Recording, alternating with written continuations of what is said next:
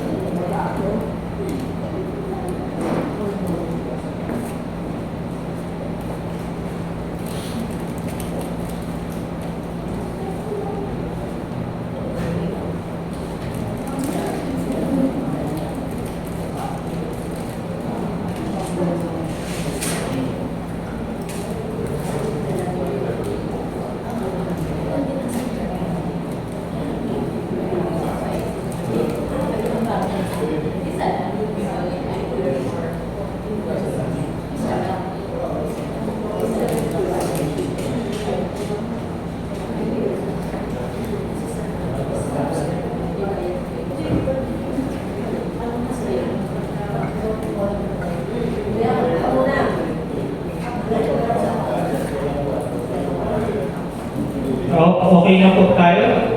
Yes, sir. Sige, okay. Sige po, magsimula po tayo sa isang panalangin. Tayo po yung panalangin.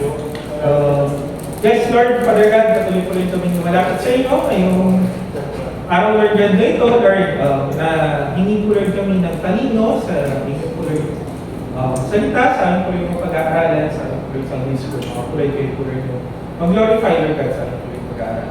So, yung pray, Amen. So, may sagot. Kung po sa question, may nakaisip po ba ng kasagot? Paano tayo lalapit sa isang powerful God? Carefully. Bakit dito carefully?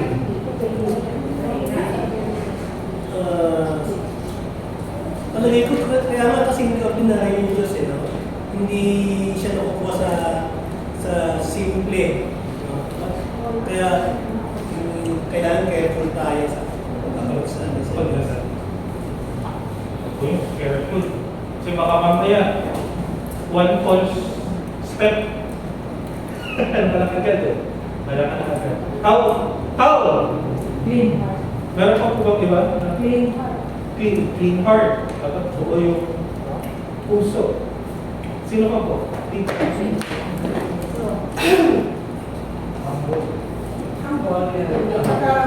Sigat kasi hindi naman siya nakatingin talaga siya sa puso natin, sa heart. So hindi siya harsh, hindi siya dominant, hindi siya lapitan. Kasi kung paano mo siya itinataas, paano mo siya tinuturing sa buhay mo as Lord, naiintindihan niya ang lahat eh sa iyo. Ang ano lang niya sa atin, yung preaching kanina, yung magpasalamat. At alam na hindi wala tayong maitatago sa Panginoon. Sabi nga, pag nahila tayo, inabot niya tayo.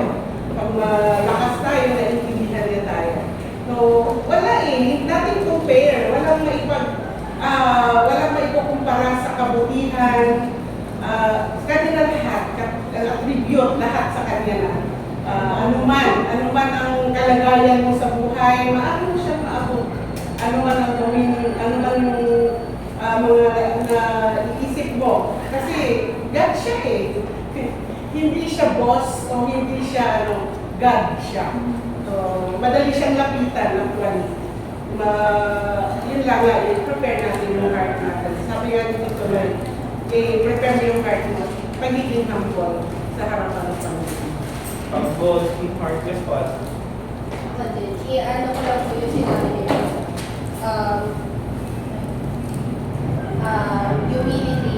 Humility talaga.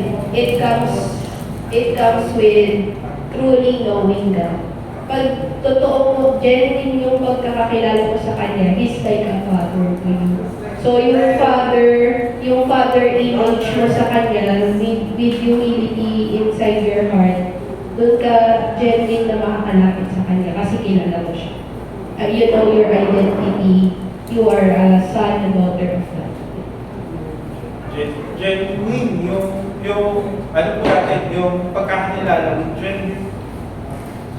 Nasa dulo ko na stammer nga, with genuinity, yung pagkakakalapit natin sa Panginoon. Humble, genuine, with a clean heart, careful. Kasi kung isipin natin na hindi tayo karapat dapat sa Diyos dahil sa ating mga kasalanan, hindi talaga tayo nalakas sa Kanya. Diba? Kung isipin natin na, wala ako paano tayo nalakas sa Kanya? So, hard talaga. Heart, genuinity. Dapat isipin natin na, worthy yung, pero meron po tayong, yes po, Pastor. Sabi ng Hebrews, no? Sabi niya, of course lahat naman tayo, hindi karapat dapat, no? Kaya makita natin nung si Adan at saka sa iba ng kasala, hindi sila makalapit sa Diyos. No? Kaya sabi nung Hebrews, diba sabi niya, by the blood of Jesus, we can approach with confidence to God, no? By the blood of Jesus alone. So, we cannot approach God by any means, no? But only by the blood of Jesus. Kasi without the blood of Jesus, we have no right, we have no access before God. No? Kaya sabi niya dito, sabi Paul, sabi niya, He who knew no sin became sin for us so that we might receive the righteousness that comes from God. No? Our righteousness does not come from us, but from the righteousness of Jesus Christ. In our hearts. So, yes po. Nakakalapit naman tayo sa Kanya. Dapat kailangan na may relasyon tayo sa Kanya. Sarap din tayo. Tayo po, hindi po sa ama, yung parang sa second one, hindi ba yung basta na, hindi ba yung malapit kinis kaya, kasi hindi natin siya kilala. Makakalapit ako kila Nelly. Siyempre ba, kilala ko, makakalapit ako kila Robert, just because kilala niya. So, nandun yung assurance natin kasi sabi natin pastor kanina na, alin daw po, kaya tayo makakalapit sa Kanya. Just because, tinanggap natin siya, pinilala natin siya, bilang ating Diyos. Sa pa, Yes. ako faith, love, and hope. Okay, Faith, love, and hope. Makalapit tayo sa Diyos na dahil tayo ay naniniwala na nanampalataya sa Kanya. At nakakalapit tayo dahil yung hope, yung pag-asa natin nasa Kanya. At yung love dahil mahal natin si Lord. Kaya tayo ay malayang makalapit sa Kanya dahil sa pagmamahal natin. yes po. Faith din yung sa atin, yung faith. Kasi kung palataya na nag-exist ang Panginoon, dahil hindi natin siya nakikita yung approach natin sa Kanya, yung by faith. Kaya nasabi mo dati, come, put faith to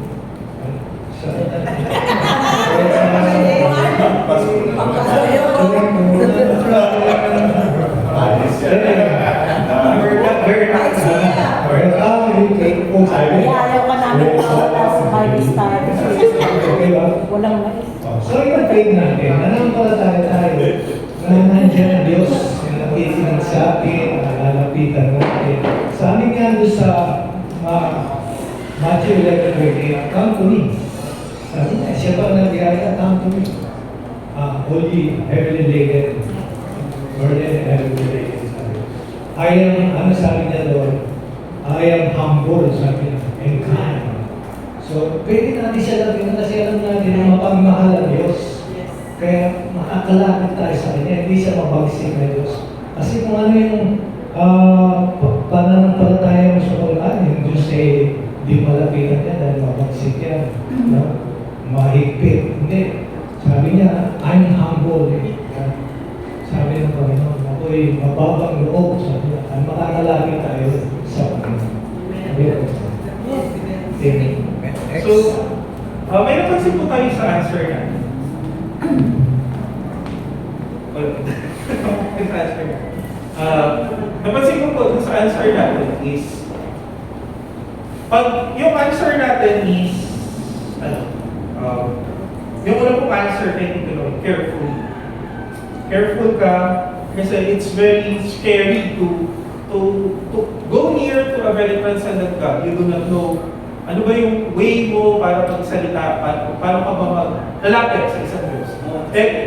Holy siya tayo. Hindi, di ba po? So meron kang fear, meron kang takot. Tapos, clean heart, humbly, tapos po, anong susunod na?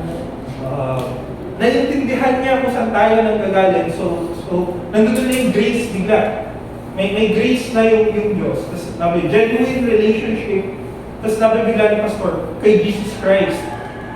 I want you to think of all those answers.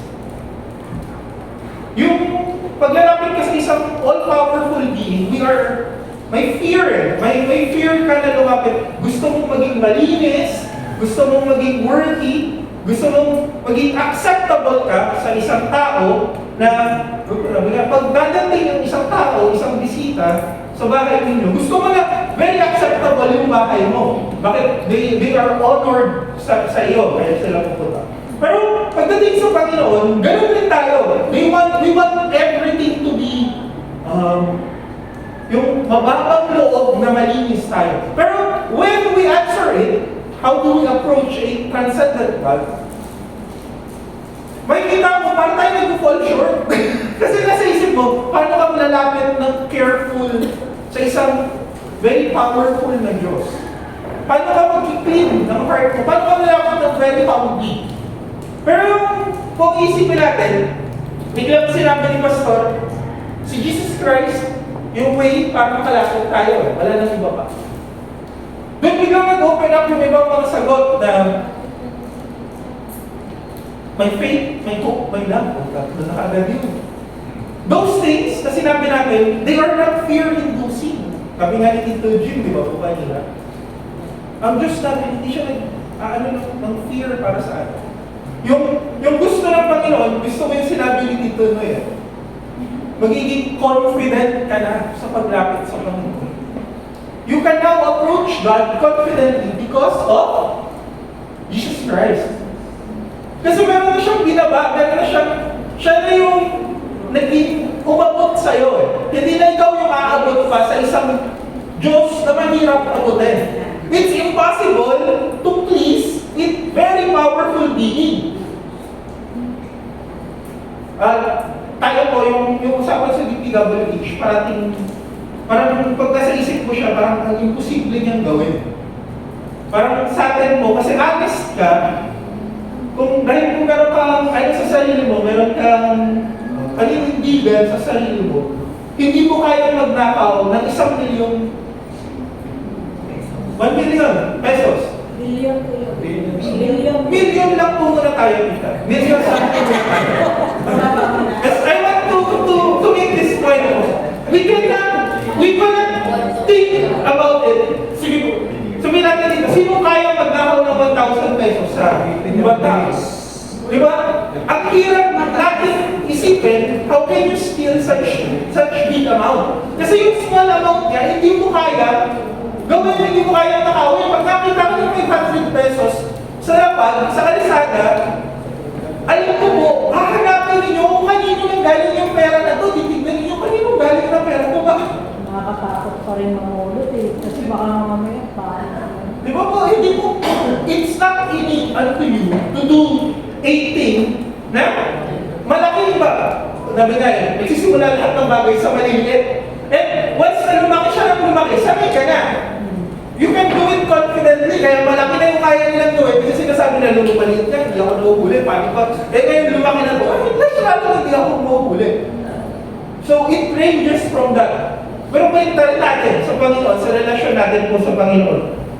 If you know na yung Diyos na yung umabot sa atin, a very powerful being, yung umabot sa iyo, at ang gagawin mo na lang, sabi po sa salita ng Panginoon, come to me, all you. Di ba? Kailangan na lang natin lumapit sa Kanya. Wow, kailangan and I will give you rest. Kailangan mo na lang, ano po kanina ng topic natin? You just need to have konti na, hindi po nakinig dito. Ano po kanina ng topic natin? You just need to have faith. Kay Yesu Cristo, pananampalataya kay Yesu Cristo. And that's how you approach God. That's how you approach a very powerful God. Yung approach mo is through Jesus Christ, hindi po through our own selves, but through Jesus Christ. Doon ka pananampalataya. And when you have that faith, that's when you can act very confidently of God. Alam niyo po yung prayer, I realized one thing about prayer. Prayer is how confident you are in your relationship with God. Bakit mo po nasabi yun? Na kung gano'n ka confident sa Panginoon sa relasyon mo. Kaya kung magagawa yung panalangin, kung hindi ka po confident sa Panginoon, hindi mo ipapanalangin ng isang bagay. You won't pray for the sick kung hindi ka na confident na kayang pagalingin ng Diyos yung may sakit. You won't pray for your job pag alam mo, nasa isip mo, hindi naman kaya ng Diyos gagawin yung, yung trabaho ko, hindi naman niya. Sabi nga ni Tito Jim kanina eh, you cannot even be thankful in your prayers unto God. Kasi hindi ka confident, wala kang pananampalataya na kaya niyang ibigay yung mga bagay na yun sa iyo. Your approach to God is because of Christ. And that approach to God, when it comes to Christ, pumapasok po doon yung confidence mo to go near unto Him. It's not, hindi ko po sinasabi sa inyo na pumunta ka sa Diyos at ikaw ay magmura. Hindi ko ganun yung sinasabi. But, meron kang reverence unto God when you come to prayer. Sa parents ko po, pag you are close to your parents, kaya mong sabihin lahat ng sama ng loob ng isang anak sa kanyang magulang. Ganun rin yung magulang sa anak, kaya niyang sabihin yung kanyang problema sa anak niya pag meron kayong close relationships. That's the same with your prayer. You can approach God confidently. You can tell God everything that you want. Kasi nandun yung confidence mo sa kanyang ginawa. So, yung way po natin to approach God is through Christ. And when we approach God, when we approach God, hindi na yung, hindi mo na may isip yung through Christ po kasi, ang may isip mo na ngayon is yung mercy niya tsaka yung grace niya yung binigay niya po para po sa atin. So, wag natin, alam po ito nung narinig ko po kanina yung preaching ni Tito G, parang continuation lang po nung more on application nung pinag-usapan po natin yung po sa Facebook.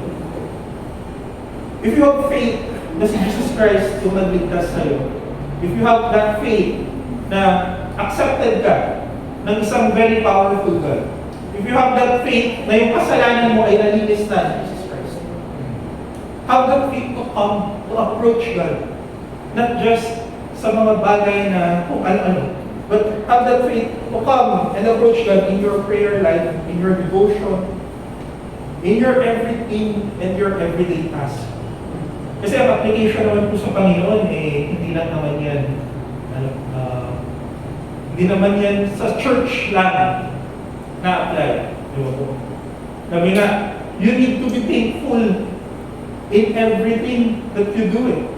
May grace and gratitude ka sa lahat ng ginagawa mo para sa Panginoon. Ay yung approach po natin sa Kanya. You know that you have a relationship. Lumapit po tayo. It's not to to abuse it. But si God na mismo yung nagsabi. Di ba po? Sinabi niya na mismo, lumapit kayo. Ilang beses niya sinabi sa Bible. Nung time po, na nandito siya, ilang beses niya sinabi na, come!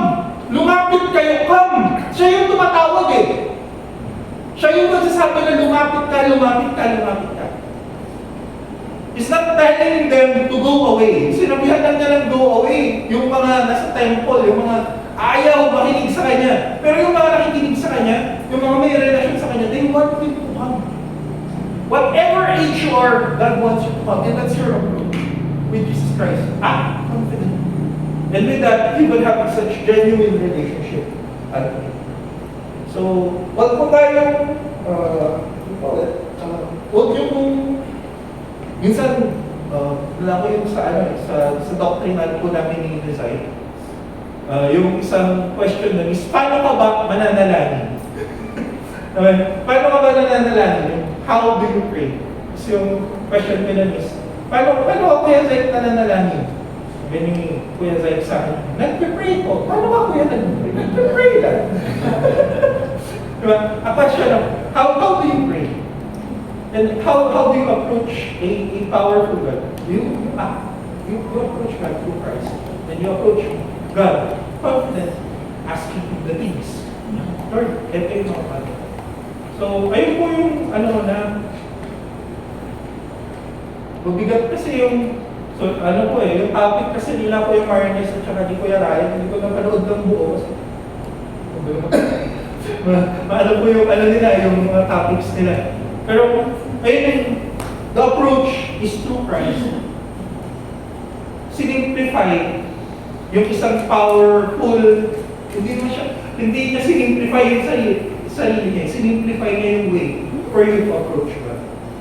And that's through Christ. So, my dear brothers and sisters, let's act confidently na tayo yung makakalapit sa Christ. And with that, magkaroon po tayo ng genuine relationship sa Kanya.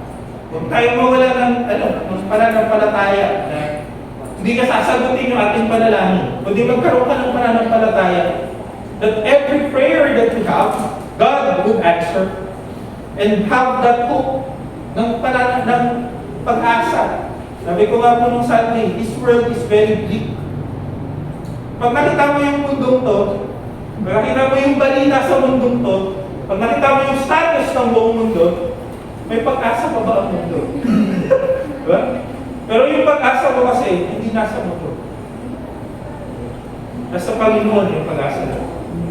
So, doon po tayo lumapit.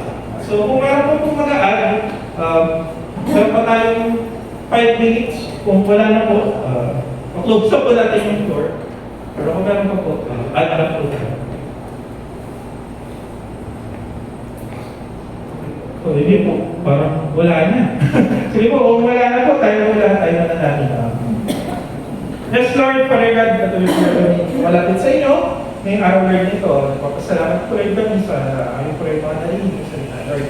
Getting me right to give this whole day unto you, Lord God, and po rin sa aming po rin pagpapractice na wag po rin yung aming po rin mga boses ay kaya po, Lord, sa inyo po, Lord. Yung mga matandaan po rin namin, yung mga nota na kailangan po rin namin kantahin, Lord God. So you pray, Amen. Yes.